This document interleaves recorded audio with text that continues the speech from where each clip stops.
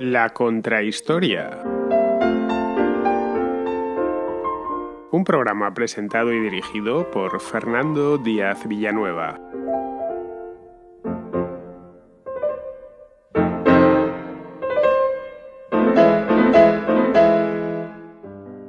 De un tiempo a esta parte las cruzadas están en boca de todo el mundo.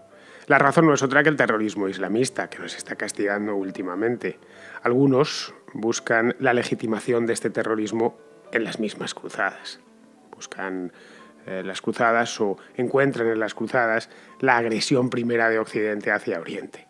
Algunos musulmanes, pocos afortunadamente, pero sí lo suficientes como para que se les escuche, dicen que Oriente agredió primero y que ellos realmente lo único que hacen es defenderse, con cierto retraso, cierto, con 1000 años de retraso, pero que se están defendiendo.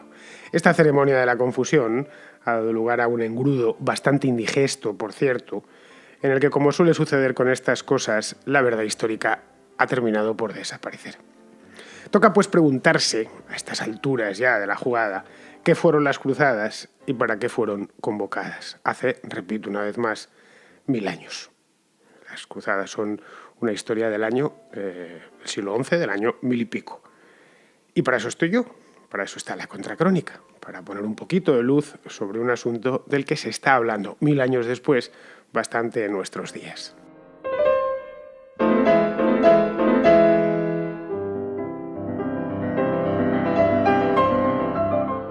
Las cruzadas fueron, así a grandes rasgos, un proceso muy largo.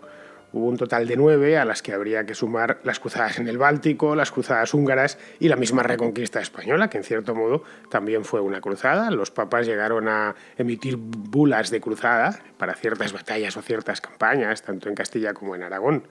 Las de Oriente Próximo, que son las que nos interesan, duraron 200 años, casi exactos además, del siglo XI al siglo XIII. Empezaron de golpe, casi de manera imprevista, y se fueron consumiendo a lo largo ya de los siglos XII y XIII. Esto me obliga a ser necesariamente breve. Y para bajar poco al detalle, porque 200 años, como ya sabéis, pues es un periodo de tiempo muy largo. La contrahistoria no tiene tanto tiempo. Con 45 minutos, 3/4 de hora, se tiene que apañar a lo sumo 50 minutos, que espero no llegar, pero no tenemos 2 siglos para contar esta historia, ni 2 siglos, ni siquiera 2 horas. Vayamos, por lo tanto, a los hechos, que a fin de cuentas es de lo que está fabricada la historia. A mediados del siglo XI, los turcos selyúcidas, no los turcos actuales, sino otros, irrumpieron en Oriente Medio. Era un pueblo de las estepas y les sobraba bastante energía a esta gente. Iban cabalgando, eran guerreros feroces, como casi todos los pueblos de las estepas. En cierto modo, la civilización siempre se ha construido, la civilización en Oriente Medio, quiero decir, se ha construido sobre eso, sobre pueblos agrarios ya asentados que repelen una tras otra invasiones de los pueblos que llegaban de las estepas. Desde la antigüedad remota observamos este mismo comportamiento. En esa zona, en aquel momento, a mediados del siglo XI, había 2 grandes imperios. Por un lado estaba el califato abasí, que era heredero de la expansión maometana, y por otro el imperio bizantino, que era el último resto del Imperio Romano, la parte oriental del Imperio Romano, de hecho.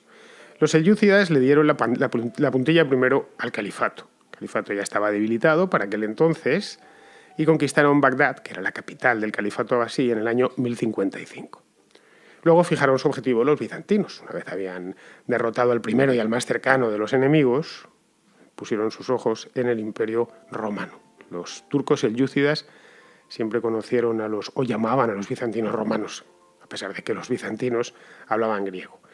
Los vencieron en la batalla de Manzikert, que fue en el año 1071. Fue un desastre absoluto. Las crónicas bizantinas se las recuerda con auténtico pavor. Bizancio se vio obligada a abandonar Anatolia y se replegó tras el Bósforo.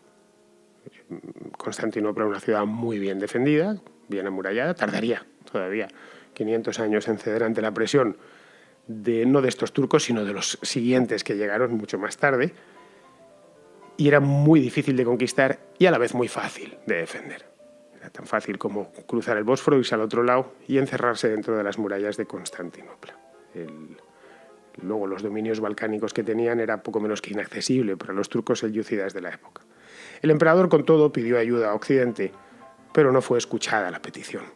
En el año 1054 se acababa de producir un cisma religioso entre Roma y Constantinopla y no estaba el horno para bollos.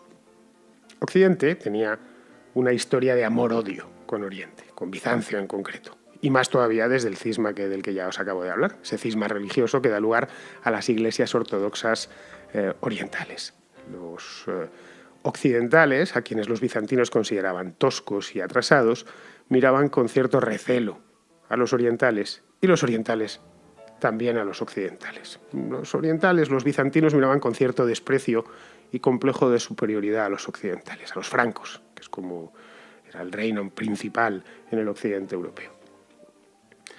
A estos reinos, al reino franco, por ejemplo, al reino de Francia ya, a Inglaterra, el imperio alemán, los reinos cristianos de la península ibérica, les interesaba el imperio bizantino, o les interesaba, mejor dicho, Oriente, en tanto que se peregrinaba allí. El concepto de la peregrinación era muy importante en la Edad Media. Lo sigue siendo hoy en día. Se sigue haciendo el Camino de Santiago, se sigue peregrinando a la ermita del pueblo. En el cristianismo, la idea de la peregrinación es fundamental. Los primeros califas, desde que se había tomado Jerusalén, los musulmanes habían tomado Jerusalén en el siglo VII, habían tolerado la presencia de cristianos y peregrinos, previo pago de su importe, obviamente, pero la habían tolerado. La cosa fue complicándose con el tiempo, habían reducido a la población cristiana local, no solo católica, sino cristiana, copta, ortodoxa, cristianos sirios, etc.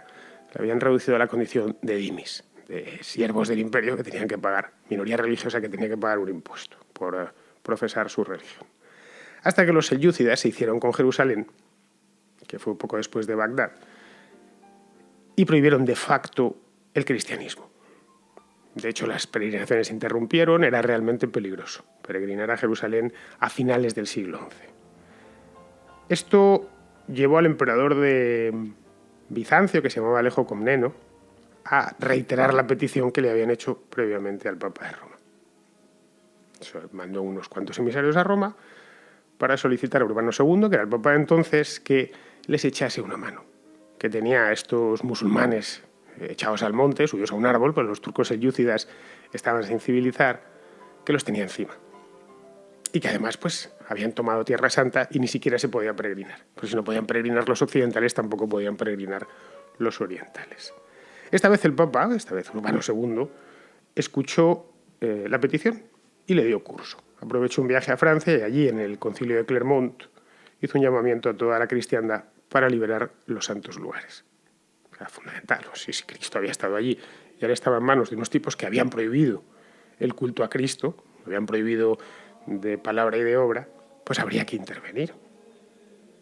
A cambio, a los que quisiesen ir, a los que se apuntasen a esa cruzada, el Papa les ofrecía indulgencia plenaria de los pecados, siempre y cuando lo hiciesen por fe y no por la búsqueda de riquezas. Conocemos además la fecha exacta en la que se llamó. Pocas veces se conocen, en hechos históricos tan lejanos, pocas veces se conoce el día exacto. El llamamiento a la primera cruzada se hizo el 25 de noviembre del año 1095. Lo que no sé es si fue por la mañana o por la tarde. Lo que sí sé es que fue en la explanada de la catedral. Eso es lo que ha llegado hasta nosotros. La primera cruzada tuvo más que dos partes, hubo dos cruzadas paralelas. Estuvo formada, la primera salida de cruzados, de cristianos occidentales hacia Oriente, estuvo formada por pobres franceses, gente del común, pobres diablos que se apuntaron a las predicaciones que hacían los delegados papales y formaron un ejército. Había en aquel entonces un predicador de Amiens muy famoso que se llamaba Pedro el Ermitaño, que iba por los pueblos de toda Francia, predicando de los reinos que componían en aquel entonces Francia, pues, Bolonia, ya sabéis, Flandes. A la gente sencilla le decía, que el reino de los cielos, en fin, todo lo que es la espiritualidad medieval. Los convenció. Esta cruzada de los pobres atravesó Europa a pie, llegó a Constantinopla. Los bizantinos se quedaron fascinados, dijeron, es el occidente entero lo que se está poniendo delante de sus murallas y tienen una pinta tan harapienta que no sabemos si vienen como amigos o como enemigos a invadirnos. Alejo Comneno, que los quería sacar de la ciudad, cuenta las crónicas que serían unos 20-30 pobres franceses, los hizo cruzar el Bósforo a combatir en el acto contra los selyúcidas que se encontraban al otro lado. Claro, los turcos los aniquilaron. Era gente que no sabía utilizar armas, venían ya medio desnutridos, habían atravesado Europa entera a pie, con los riesgos que eso entrañaba, ¿no? Paralela a esta cruzada de los pobres, de puros descamisados, varios príncipes francos, europeos, fueron organizando otra, esta vez ya profesional, con soldados profesionales y capitaneados por segundones de la nobleza. Sabéis que en las familias nobles el primero heredaba y al segundo no le quedaba otra más que dedicarse al oficio de las armas.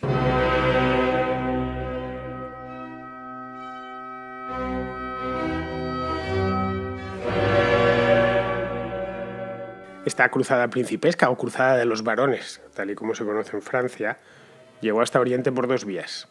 A través de Hungría y el Danubio, como habían hecho los pobres, fueron los francos, los alemanes y los flamencos. Y en barco, desde los puertos del sur de Italia, los normandos sicilianos, que acababan de ocupar, por cierto, Sicilia, los cruzados italianos, que también hubo un montón. En mayo de 1097, del año 1097, 2 años, bueno, menos, año y medio después de la llamada, se concentraron en Constantinopla. Era un ejército multinacional, que hablaba varios idiomas.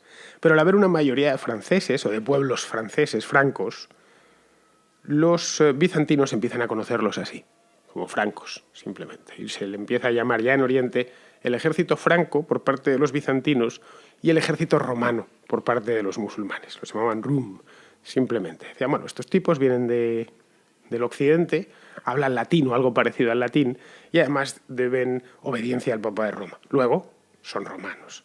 A los 2 años, en el año 1099, reconquistaron Jerusalén después de haber derrotado a los selyúcidas que se replegaron al interior de Anatolia. Lo que no habían conseguido los pobres lo consiguieron ellos. Una parte de sus conquistas se las ceden a Bizancio, mientras que la Tierra Santa, contra sus promesas, se la quedan. Constituyeron los llamados estados latinos, que tendrán una existencia precaria durante 200 años. Bueno, algunos de ellos durante bastante menos.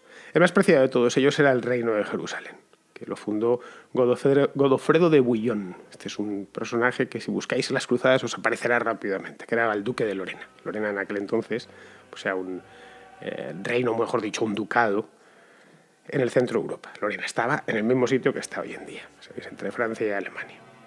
Pero Godofredo no quería ser coronado. Él realmente había ido allí por fe. Y porque decía que el único rey que podía haber en Tierra Santa era el propio Cristo. Prefirió el título de abogado del Santo Sepulcro. Veis, estos primeros cruzados, lo escrupulosos que eran. Había además otro asunto no menor. Junto a los cruzados había llegado un clérigo que se llamaba Dagoberto de Pisa, que era arzobispo de Córcega y Cerdeña, que el Papa le había nombrado patriarca de Jerusalén. Jerusalén era uno de los patriarcados de la Iglesia primitiva, que lo habían hecho desaparecer los musulmanes, bueno, pues se refundaba. A partir de ahí ya todo fueron roces entre francos, entre los invasores, los cruzados, y este Dagoberto de Pisa, que era un personaje. Se merecería en sí mismo casi una contrahistoria. Dagoberto quería fundar en Jerusalén un gobierno de corte teocrático, cuya titularidad retuviese el Papa y fuese administrado por el propio Dagoberto, por el patriarca. Godofredo se enfrentó de aquella manera no muy decididamente con Dagoberto y sobre todo su sucesor, que era su hermano Balduino, que este sí se hizo coronar rey directamente. Ojo, se tuvo que ir a Belén porque Dagoberto de Pisa se negó a coronarle en Jerusalén. Belén, para los que no lo sepáis, está solo unos kilómetros al sur, es una ciudad dormitorio de Jerusalén, está unos kilómetros al sur de Jerusalén. Las disputas entre estos cruzados fueron la norma. Guerrearon entre ellos casi tanto como con los musulmanes. Baste un dato. Nada más llegar, crearon 2 reinos, el de Jerusalén y el de Armenia, con emigrados armenios del interior, de Anatolia. 2 condados, el de Edesa y el de Trípoli. Y un principado, el de Antioquía, que fue de los primeros en fundarse. El título de rey de Jerusalén era el más importante de todos, como es lógico, y, por cierto, sigue existiendo, ¿eh? ¿Sabéis quién lo tiene? ¿Quién ostenta ese título? Pues lo tiene Felipe VI de España. El título pasó de Tierra Santa cuando se perdió a Nápoles a través de los angevinos y de ahí a la monarquía española. El rey de España, Felipe VI, es también rey de Jerusalén. Es como esas diócesis titulares que da el Vaticano, que no tienen territorialidad, pues en este caso es lo mismo. Este título de rey de Jerusalén no tiene territorialidad, pero es un título con su escudo y demás, una cruz griega. Muy parecido, por cierto, ese escudo al de los Caballeros del Santo Sepulcro.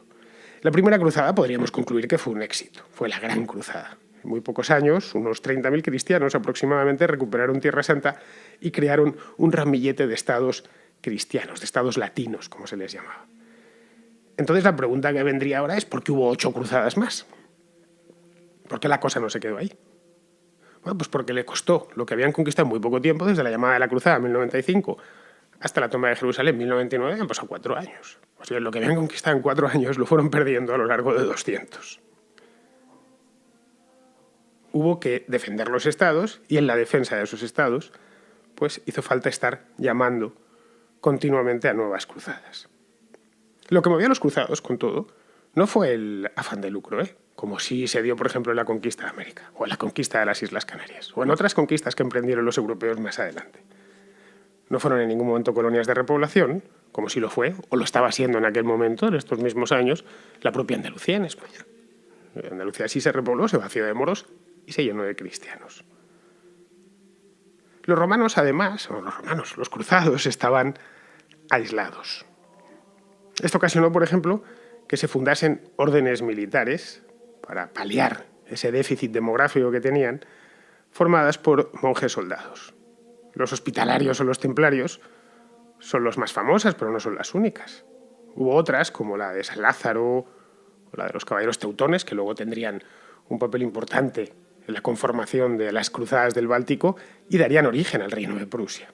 Caballeros de la orden teutónica nacen en Tierra Santa, como una orden de caballería netamente alemana, para peregrinos y para cruzados alemanes.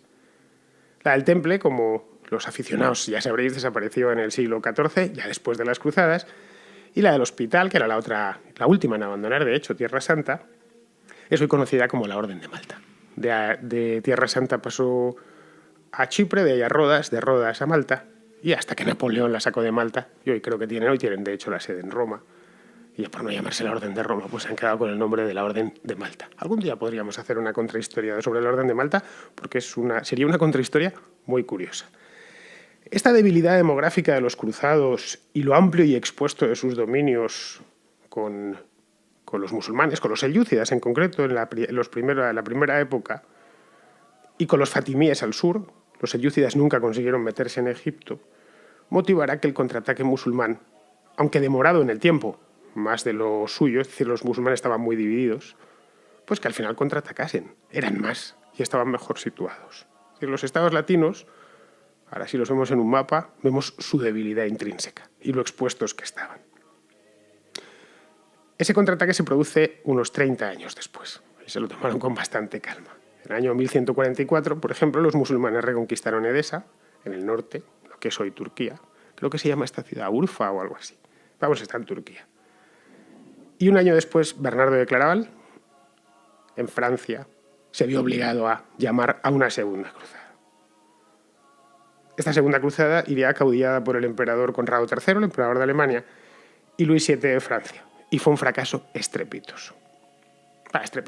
Ya no había, 50 años más tarde de la primera cruzada, ya no tenían capacidad los cristianos de llamar a las masas como se las había llamado una o dos generaciones antes.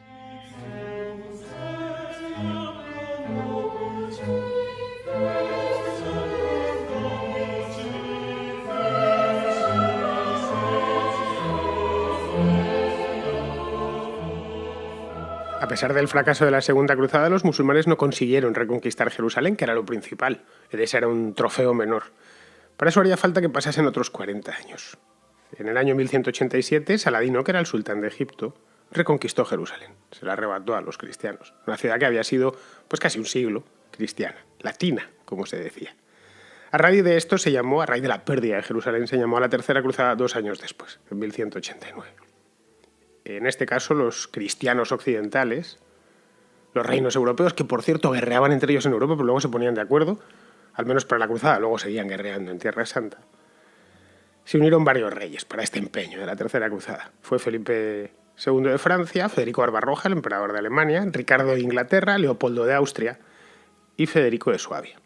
Es decir, fue los aliados, una gran alianza occidental para retomar Jerusalén. Era el objetivo principal. Es decir, Europa echó toda la carne al asador. Federico de Hohenstaufen, es decir, Federico Barbarroja, cuentan que llegó a reclutar hasta 100.000 alemanes, a los que llevó por tierra andando hasta Turquía, hasta lo que hoy es Turquía, hasta Asia Menor. Y allí todo empezó a salirle mal. Se cayó de un caballo cruzando Turquía, un río, y se ahogó. Su hijo, que era Federico de Suabia, Federico VI de Suabia, se hizo cargo del ejército alemán y lo llevó hasta Antioquía, donde le sorprendió la peste y los diezmó. Es decir, el ejército alemán de Federico Barbarroja fracasó también estrepitosamente en esta tercera cruzada. La tercera cruzada, además, no consiguió su objetivo principal, que era reconquistar Jerusalén, pero al menos, gracias a toda la carne que habían echado, consiguieron mantener los puertos levantinos, puertos de lo que hoy es el Líbano y lo que hoy es Israel, en la propia Antioquía, que eran muy importantes para el comercio. Los manejaban casi todos italianos, pisanos, venecianos, genoveses, y eran importantes para el comercio de especias y de un montón de mercaderías que llegaban de Oriente a Occidente.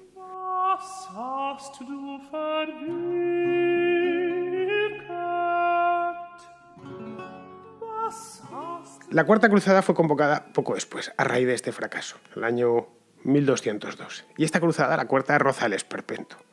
Partió de Venecia, pero en lugar de dirigirse a Tierra Santa directamente, fue directa a Constantinopla. Y bueno, pues irían a parar allí, pues a recoger vituallas. No, fue a Constantinopla a saquearla, los cruzados. Y el Papa se agarró un enfado de 1000 demonios. La saquearon sin piedad durante 3 días en abril de 1204. Entre medias, los cruzados habían ido saqueando por el camino. Por ejemplo, habían saqueado la ciudad de Zara a mitad de camino, en el Adriático.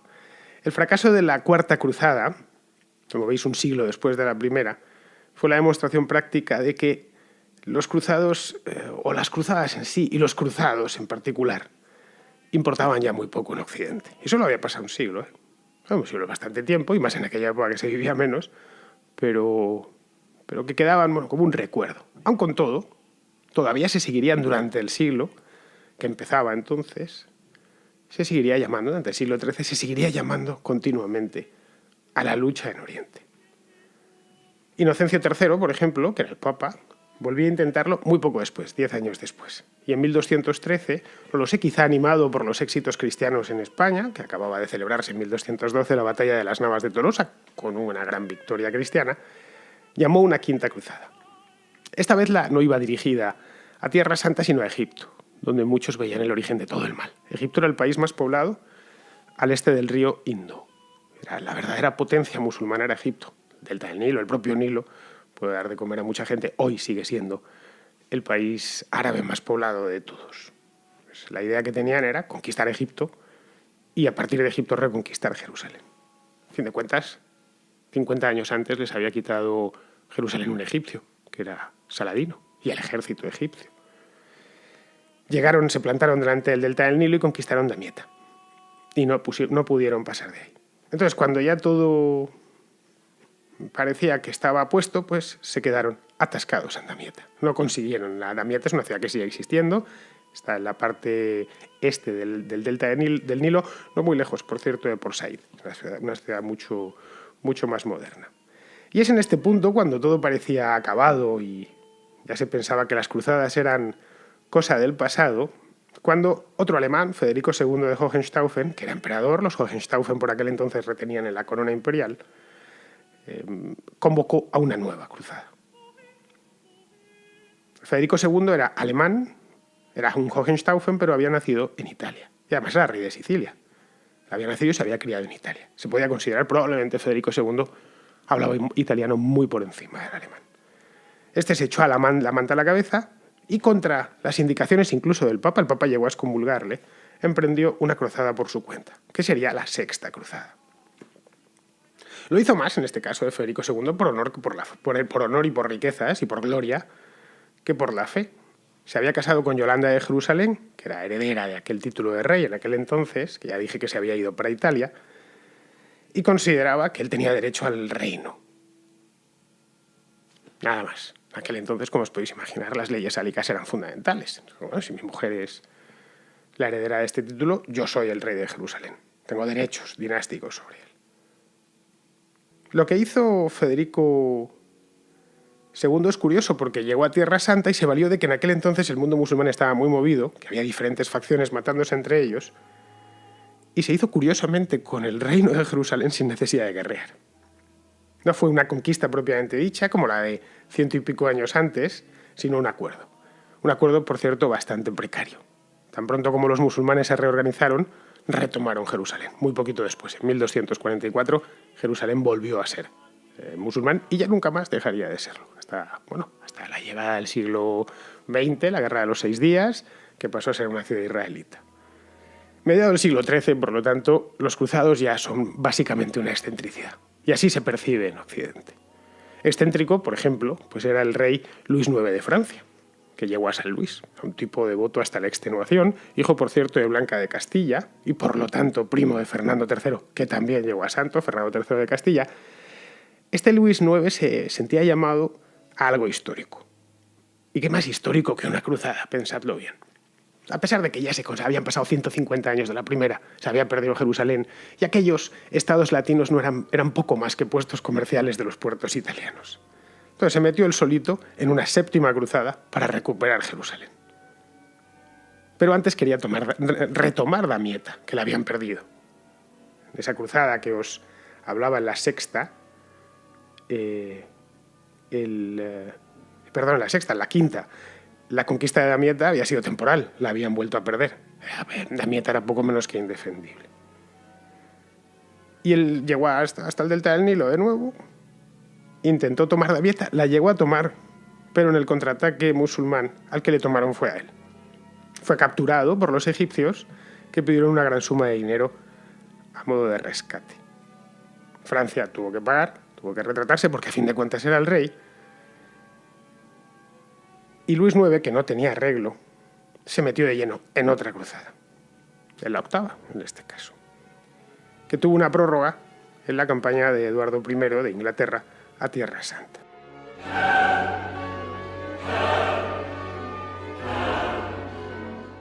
La octava y la novena realmente, yo creo que a efectos prácticos son la misma cruzada. La comenzó Luis IX, esta vez ya no contra Damieta ni contra Tierra Santa, sino contra Túnez, que lo tenía debajo. Ya veis, Túnez. Bueno, diréis, ¿y qué tiene que ver Túnez con Tierra Santa? Bueno, a esas alturas ya era directamente ir a recuperar territorio musulmán y buscar la gloria, o la gloria terrena o la gloria de Dios. En el caso de Luis IX, pues era obviamente la gloria de Dios, porque era, ya dicho antes, un tipo realmente devoto. El tema es que llegó a Túnez, puso sitio a la ciudad. Túnez tenía unas grandes murallas, y murió víctima de la disentería. Cuando Eduardo I de Inglaterra se presentó poco después en el campamento, llegaba en barco desde Inglaterra, pues lo que se encontró es que su socio, el rey francés, se había muerto. Pero no se cortó. Joder, si esto ha fracasado, yo voy a continuar hasta Tierra Santa, a donde llegó en 1271. Pero en aquel entonces, ya en 1271, la presencia cristiana en Tierra Santa daba sus últimas boqueadas. Ese mismo año, por ejemplo, había caído Crac de los Caballeros, que era una fortaleza inexpugnable en mitad del desierto sirio que habían construido los primeros cruzados al llegar allí. Crac no fue vencida, ojo, tenéis fotos, podéis buscarlo por internet. Se rindió gracias a una argucia de sus sitiadores, que era el sultán Baibars, también de Egipto, lo que les hizo llegar una paloma mensajera haciéndose pasar por los cristianos de Trípoli. Trípoli está en la costa del Mediterráneo, lo que es hoy el Líbano, pidiendo que por favor se rindiesen ante los musulmanes porque no podían enviarles refuerzos. La guarnición cristiana dentro de Crac la creyó, consideró que era cierta ese mensaje y se entregó. Pero no hubo manera. Baibars lo intentó durante meses, rendir Crac, pero en un castillo. Crac de los Caballeros es probablemente el mejor castillo del mundo. Bueno, lo que ha quedado de él, porque creo que en la guerra civil siria lo han medio destrozado. Eduardo de Inglaterra, por lo tanto, fracasó en su propósito de retomar Jerusalén, era poco menos que imposible, y llegó a una tregua con Baibars. Poco después, a este hombre, un Hashashin, estos asesinos, esta secta de asesinos que mataba líderes cristianos o capitanes cristianos, atentó contra él clavándole una daga envenenada. El rey casi se muere, anduvo realmente enfermo, se recuperó y salió pitando para Inglaterra. No quería saber nada más. Los estados latinos para aquel entonces, ya a finales del siglo XIII habían quedado reducidos a algunas posiciones costeras, como Trípoli, Tiro, Sidón o San Juan de Acre.